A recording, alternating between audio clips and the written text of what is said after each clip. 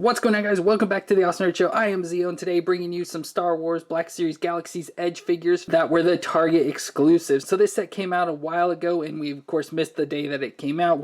By the time we got to Target, they were all sold out. So we missed them all, so I had to just go online and try and order. And we've just been keeping track of them, hoping that they'd come back in stock. And eventually some have. And throughout that process, we've been able to finally get them all, with Hondo being the last one that we were waiting for. So in this set, we've got Hondo Onaka, DJ Rex, Captain Cardinal, and a Mountain Trooper. And just to show you the box they come in, we have the DJ Rex box. So you can see it has the stickers on it from transported from the Star Wars Galaxy's Edge trading post, of course the place in Disneyland. And the boxes are kind of like brown on the side, have the Rebel logo there, and have the Star Wars Galaxy's Edge trading poster on the side. So overall looks pretty cool. This is of course a big box for DJ Rex, but just pretty cool that it has all the Galaxy's Edge related stuff onto it, since again that's where these are from. But overall pretty cool set. Like I said, I really enjoy a lot of these figures. I don't care too much for like these first order troopers, especially the Captain Cardinal. He's just pretty much a normal thing. The Mountain Trooper I think looks pretty good, but we've pretty much seen this before, as I'll mention. But the DJ Rex and Hondo are pretty cool in my opinion. But let's look at them. Of course, we'll start off with Hondo. So starting off with Hondo, he is a Weequay as his species, which of course we saw a bunch of those on like Jabba's sail barge and everything. And he's the leader of the Onaka gang, and he was pretty much a pirate. So we first saw him in the Clone Wars series. That's where he was first introduced, and then he moved on to like being Rebels and everything. And now he's at the Star Wars Galaxy's Edge stuff, and he's there because he established the Onaka transport solutions on the planet of Batuu, and Batuu is the planet they're trying to represent with Galaxy's Edge. So he's using like the Millennium Falcon and everything to transport stuff, and so he has that whole stuff. So if you go on the Millennium Falcon ride, you will see animatronic, at least I believe he's the animatronic, a Hondo there that'll talk to you and everything. So overall I think the figure looks pretty good. Obviously doesn't look exactly how he did in the Clone Wars. I assume his outfit's changed up and stuff, but he's more modernized, has a lot of darker colors and everything. But there's a look at his face. He has the hat on there that's holding like down his like tentacles or whatever you want to call them. It's cool that he has the purple bands in back there. I think that's awesome. But he's got the helmet on there. He's got glasses on that have some like yellow tinting into him. And of course his Weequay face under there with some horns there on his chin. Then he has a nice burgundy color like trench coat there. So it has a nice color up here at the top, but it's all black. That has the lines in it that I think is really cool. But then it's just all the burgundy color with like the red outline there. He's got a white shirt on underneath with some sort of like top on it there. He's got necklaces on around his neck. Some sort of gauntlets there around his arm, obviously for protecting. He's got a belt on that has the holster, nice gold buckle there. He has the holster with his gun in it. Some brown pants and then some knee-high boots there in the gray color that look cool. So overall I think he looks pretty good. Like I said, I'm sure he's changed up from how he looked in the Clone Wars, but still I think looks pretty good. You know, obviously matches pretty close to what I've seen of him from the Galaxy's Edge. For his movements, so his head can, nod there just a tiny bit, not too much, but he can twist side to side, and his hair kind of, gets in the way a little bit, but not too bad. His shoulders come up 90 degrees there and can rotate around. He's got a single elbow joint that bends up there to 90 degrees, and the wrist can twist around and flex back and forth. He's got a little bit of an ab crunch, but doesn't really crunch too much, which you can probably see. Of course, the jacket probably isn't helping to. There we go.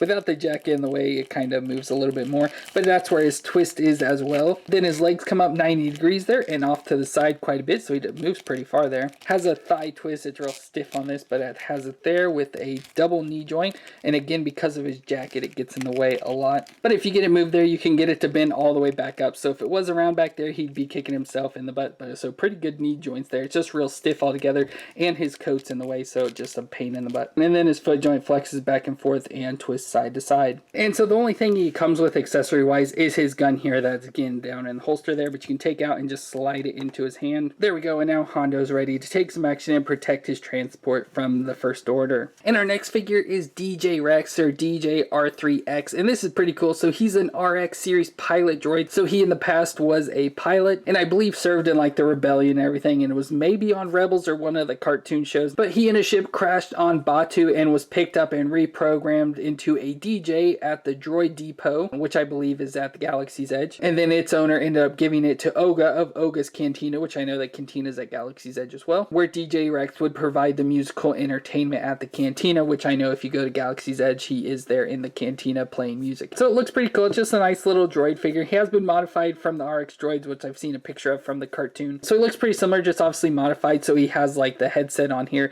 for the DJ. It looks kind of like a microphone, which could have been a part of his actual thing.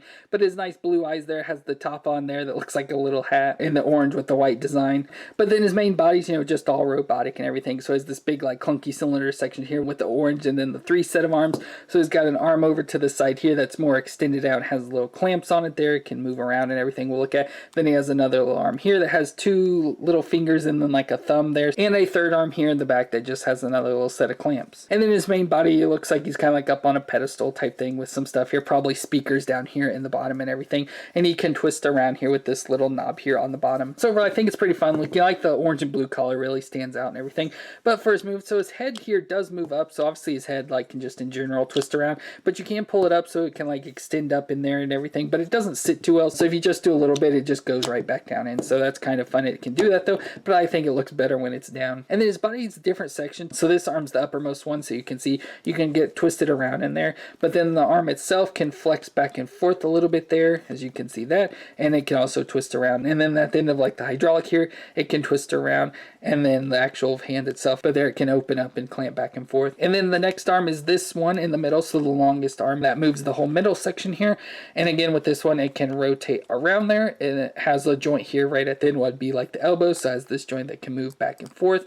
And then what would be like the wrist here can move back and forth as well, and has a twist. And then we have the little clamp at the end, and it doesn't move or anything, it's just the flexibility of the plastic. And then our third arm is the lower section here, again can twist all the way around as well. And this one has the same sort of design, can twist all the way around there. And then like up at the shoulder joint, it can flex back and forth. At the elbow joint can move around there, flex side back and forth. And then at the hand can twist all the way around there, but again doesn't do any clamping. And as I already showed, the whole bottom here does twist around in there. So he has a lot of movements with all the different hands. It's hard to figure out where his hands go and everything and what they should be doing, but obviously he's going to be playing music and doing all sorts of stuff, so he just has the hands that can move around and go wherever. But I think he looks pretty cool. I really enjoy this. This is definitely my favorite figure out of this set, and a fun addition to the Black Series. And next up we have Captain Cardinal, which looks pretty cool. Nice all red armor here, but very similar to Captain Phasma. He pretty much is a secondary Captain Phasma, and they have some issues that we'll go into, but pretty much just a First Order Stormtrooper, just in all red armor, so more like a Sith trooper. But then he has the cape as well, the nice black cape that has the silver lining detail on the front of it. But Captain Cardinal is actually a male named Archix that was born on Jakku and became abandoned by his parents there. We got picked up to become a Stormtrooper cadet when the First Order was first forming, and because of his early introduction and his great abilities, he became a captain, and he served as General Hux's, and not the General Hux we see in the movies, but his father, Brindle Hux. He served as his personal guard. And with that came a contentious relationship with Captain Phasma, and he ended up finding out that Captain Phasma was pretty much responsible for the death of Brindle Hux. And when he went to call her out on it, his son Armitage Hux, which is who we see in the movies, just ignored him and told him to go away. And so he got mad at Phasma and challenged her to a fight. They fought, and she ended up stabbing him twice with a knife and leaving him for dead, but he ended up getting picked up and taken away and probably healed up and everything. But that's the last time he was seen in the story of Star Wars. So that's kind of gives you a little bit of backstory and how he is pretty much a Captain Phasma, just obviously a little bit different. But he's in this all red armor that was given to him by Brindle Hux, and he is called Cardinal because of the red, which matches like the cardinal bird, which makes me think, do cardinals exist in the Star Wars universe? But overall looks pretty cool. You know, just like I said, a First Order Stormtrooper in all red, so has the same sort of helmet designs there, same sort of armor, everything's the same. We've seen hundreds of First Order troopers before, so nothing too different. On his waist here has all sorts of pockets and everything we've seen before. He has the same sort of gun we get all the time. So really the only difference with him, besides, you know, just being a red compared to the white, is that he does have this cape on. So he has the cape that dignifies, you know, he's like a captain and everything. And again, it has this silver detail there all around the front of it. So it is a nice looking cape. I like how it's designed. They just hang over to one side as it should, so that's really nice. But for his movements, his head there can twist all the way around, and it can barely move at all there. Shoulders do come up 90 degrees there and can rotate around. He has a single elbow joint that comes up there about 90 degrees, but it has the twist in it as well. And his wrist can twist around and flex back and forth, but of course, because of the armor, it doesn't really flex at all. Then he's got the ab crunch there, so he can crunch forward, crunch back, and twist there right at the crunch. The legs come up 90 degrees there and out to the side about that far. He has the thigh twist up in there and a really stiff double knee joint that comes up that far. And his foot flexes back and forth and can twist side to side there a little. And as you saw him saying there earlier, he does come with just the normal First Order Stormtrooper rifle there, so we got that we can stick into his hand. But he also does come with a little red pistol here as well. You can put into his other hand maybe, or you can just stick it into his little spot here on the side of his legs. So it just kind of sticks in there like that, like a holster. So overall, this is the figure I'm least impressed with this entire set. It's just, you know, like I said, another First Order Trooper just in all red, which is cool, but just not enough difference there to make me really care too much. And our final figure is the Mount Trooper, and this looks pretty cool, but again, as I mentioned, we have seen this before, but this is a Stormtrooper of the First Order